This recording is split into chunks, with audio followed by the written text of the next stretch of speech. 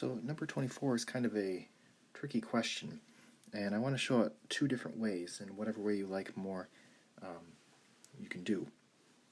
So this is going to be another one of those inverse trig function ones. So what I want to do is I want to let u equal 7x, and this is because I know that those inverse trig function formulas always involve something being squared, so 7x squared is 49x squared. And du is going to be equal to 7 dx, so then if I solve for dx, then this is going to be 1/7 du is equal to dx. So in my substitution, this is going to be, the dx is going to get replaced with 1/7, and it's a du, and there's going to be the square root of u squared minus 1, and there's still that x out there. Now this is actually not an issue anymore, because the 7x that we have here is now a 7x here. So that does get replaced with u. So it kind of reveals that there's this other substitution that I can do. So now that we have this, this is the form that I can use for inverse secant.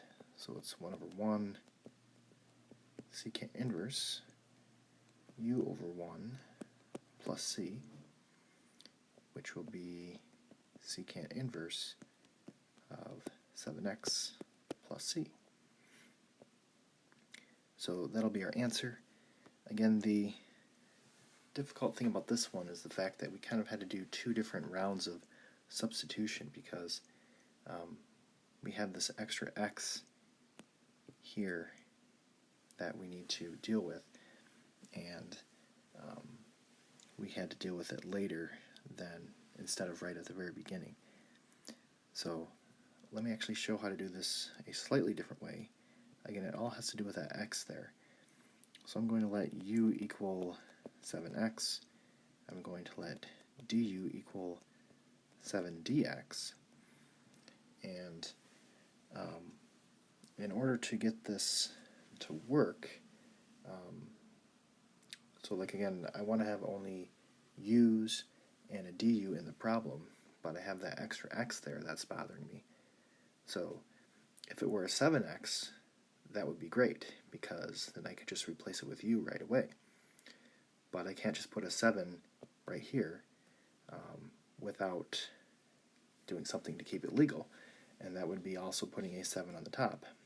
So the trick is to actually put your own 7/7 to make it work.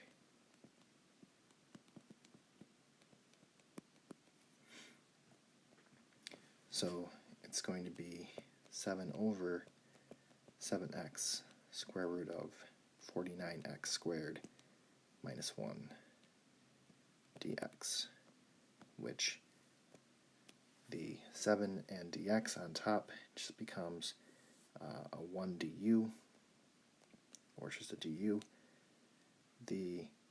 So that was that. The 7x just becomes u, and this will be square root of u squared minus 1, which again, this will become 1/1 secant inverse of u/1 plus c,